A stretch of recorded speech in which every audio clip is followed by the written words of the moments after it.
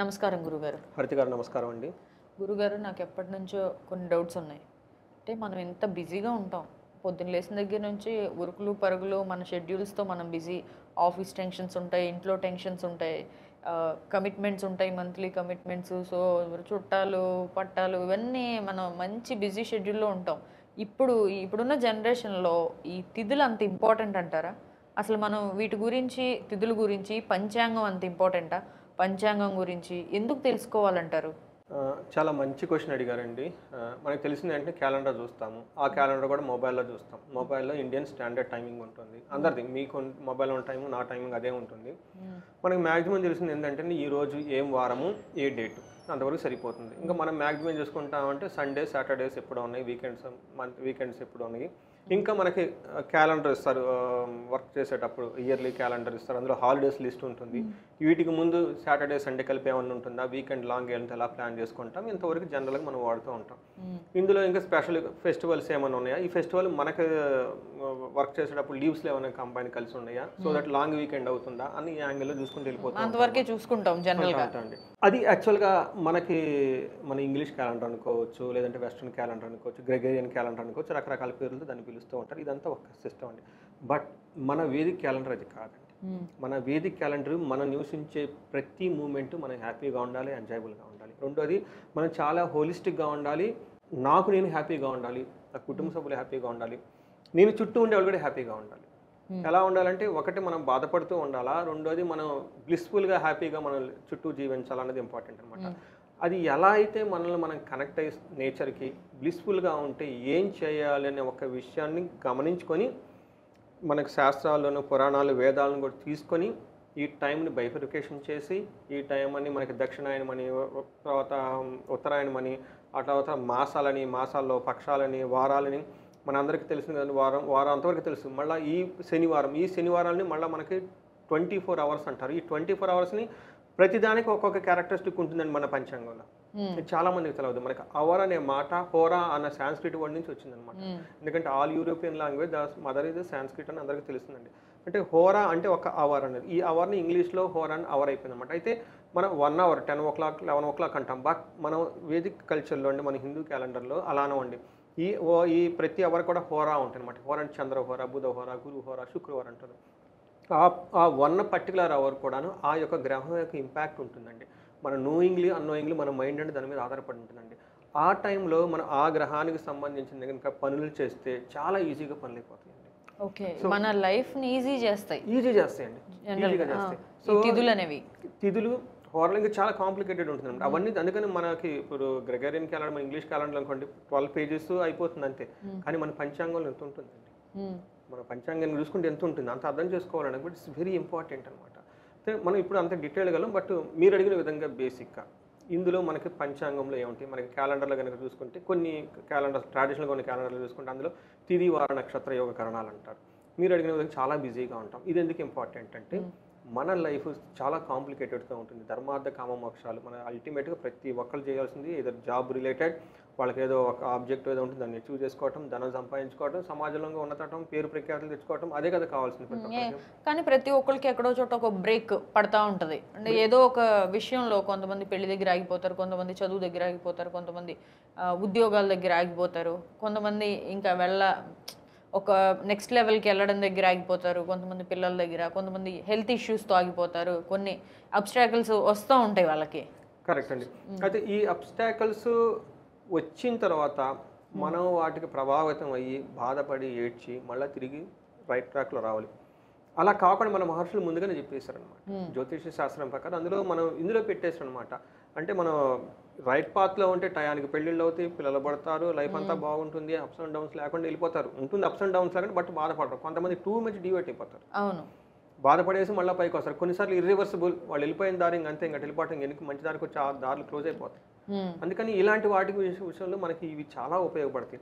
అందులోనూ మనకి పంచాంగం కనుక వస్తే ఇందులో ఏమని చెప్తారంటే తిథిచ్చ శ్రేయం ఆప్నోతి. అంటే ఎవరైతే పంచాంగంలో ఈరోజు ఏ తిథి ఉంది, ఆ తిథి దేనికి విశిష్టత. మనకి తిథి దేవతలు కూడా అంటారండి. మనకి అమ్మవారు ఉపాసన చేసేవాళ్ళు, శ్రీవిద్య ఉపాసన చేసిన వాళ్ళకి అందులో తిథి దేవతలకు సంబంధించిన శ్లోకాలు, మంత్రాలు అవన్నీ ఉంటాయి. అంటే ఈరోజు ఏ తిథి, ప్రథమ, విద్య, తృతీయ, లేదంటే మనకి చవితిన, పంచమిన, ఈ తిథి యొక్క విశిష్టత తెలుసుకొని ఆ తిథి దేనికి ఇంపార్టెన్స్ ఉంటుంది, ఆ తిథిలో ఏం చేస్తే బాగుంటుంది, మన మైండ్ కూడా అదే విధంగా ఉంటుందండి. ట్యూన్ చేసి కనుక చేసి ఎవరైతే ఈ తిథుల్ని కనుక తెలుసుకొని ఏ తిథిలో ఏం చేస్తే బాగుంటుంది దాని ప్రకారం కనుక చేసుకుంటూ పోతే వాళ్ళకి శ్రీయం ఆపనవుతుంది. శ్రీయం అంటే ధనం వస్తుందండి. మనకి ఇప్పుడు అందరూ ధనానికి సఫర్ అవుతూ ఉంటారు. అంటే చేసే పని మనం కాన్సన్ట్రేషన్ గా చేస్తే ఆటోమేటిక్ గా అది ఈజీ అయిపోతుంది అంటే కదా, దేనికి కాన్సన్ట్రేషన్ తో పాటు మనం రకరకాల పనులు చేస్తాం లైఫ్ లో. అంతే కదండి, మనం ఒకటే పని చేస్తూ ఉంటాం కదా, మనం రకరకాలు తింటూ ఉంటాం, నిద్రపోతూ ఉంటాం, కొన్నిసార్లు పోట ఆడుకుంటూ ఉంటాం, కొన్నిసార్లు పెళ్లిళ్ళు, కొన్నిసార్లు వ్రతాలు, హోమాలు రకరకాలు చేసుకుంటూ వెళ్ళిపోతుంటాం అనమాట. అయితే ఆ తిథి రోజున ఏ పని చేస్తే చాలా చక్కగా కలిసి వస్తుంది అని మన స్క్రిప్చర్స్ లో రాసింది. ఇది కనుక తెలుసుకొని కనుక చేస్తూ ఉంటే ఈజీగా డబ్బు వస్తుందంట.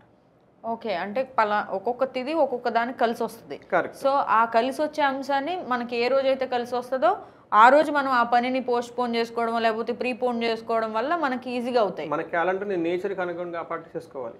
సో మనకి ఎన్ని పనులు ఉన్నా కానీ ఏదైనా మనకి ఇంపార్టెంట్ అయినప్పుడు మనం అవి చూసుకొని ముందుకెళ్తే బెటర్ అంటారు. బెటర్ గా ఉంటుంది. అయితే తిథిని కనుక ఫాలో అయితే శ్రీయం ఆపన ధనం వస్తుంది. అంటే ఎవరైతే కనుక ధనానికి కనుక రావట్లేదో వాళ్ళు తిథులను అసలు పట్టించుకోరు.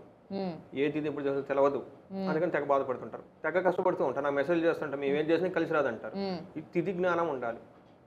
వాళ్ళకి అమావాస్య రోజు ఏం చేయాలి, పౌర్ణమి రోజు ఏం చేయాలి, చతుర్దశి. అంటే ఇవి నక్షత్రాన్ని బట్టి ఉంటాయి గురుగారు. తిథికి నక్షత్రాలకు సంబంధం లేదు. ఏంటంటే సూర్యుడికి చంద్రుడికి మధ్య ఉన్న డిస్టెన్స్ ని తిథి అంటారు. ఓకే, ఈ రెండు ఎలా అయిన దాంట్ని అమావాస్య అంటారు. ఇది రెండు సూర్యుడు చంద్రుడు ఆపోజిట్ లో ఉన్న పౌర్ణమి అంటారు.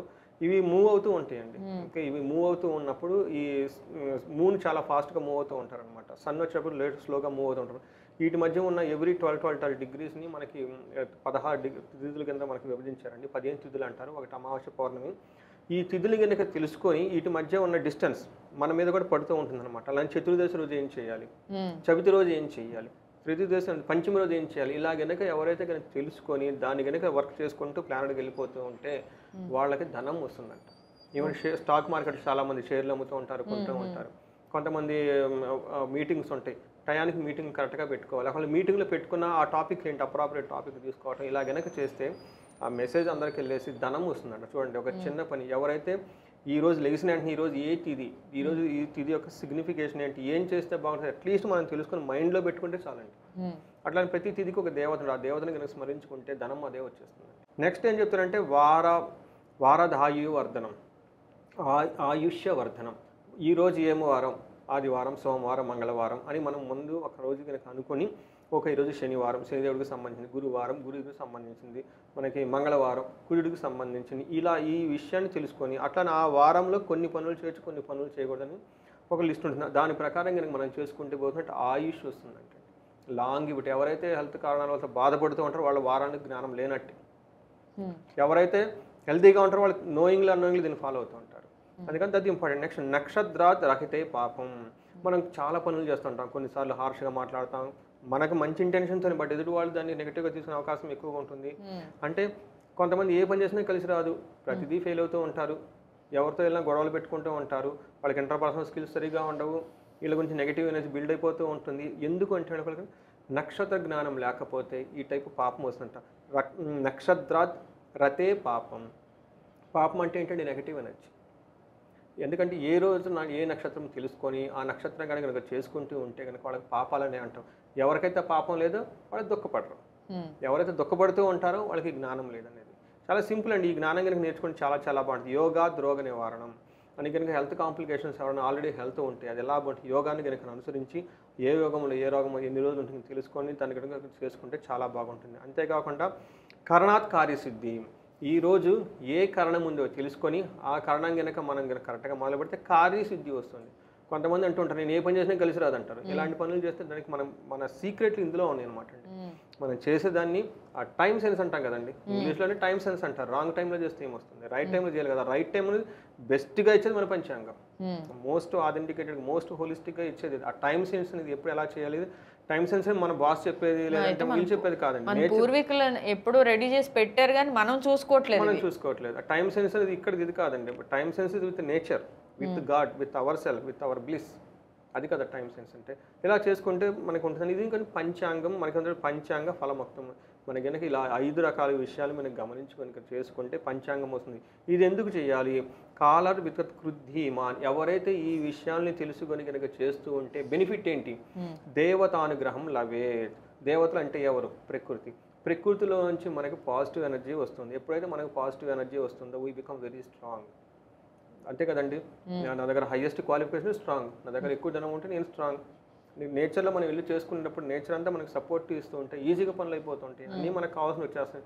ఎవ్రీథింగ్ ఈజ్ బై నేచర్ కదా, దాన్ని మనం గాడ్ అంటాం కదా. నిర్వికారాన్ని కల్ప అని చెప్పేసి మనకు నిర్వికారంగా ఉండే ఈ శక్తి అమ్మవారు అంటారు కదా శక్తి. అందుకని వీటిని తిథి దేవతలు అంటారు.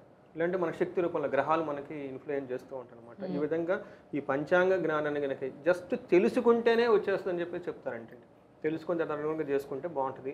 అందరూ నేనేమి ఆశిస్తున్నానంటే లేచిన వెంటనే ఈరోజు ఏ వారం ఏ తిథి ఏది నక్షత్రం అట్లీస్ట్ తెలుసుకొని కొంచెం దాని గురించి జ్ఞానం ఉంటే అందరూ అష్టైశ్వర్యాలు కలిగి భోగభాగ్యాలతో చక్కగా ఉంటారని చెప్పేసి కోరుకుంటున్నానండి. థ్యాంక్ యూ గురుగారు, చాలా చక్కగా చెప్పారు. థ్యాంక్ యూ అండి హరిత గారు.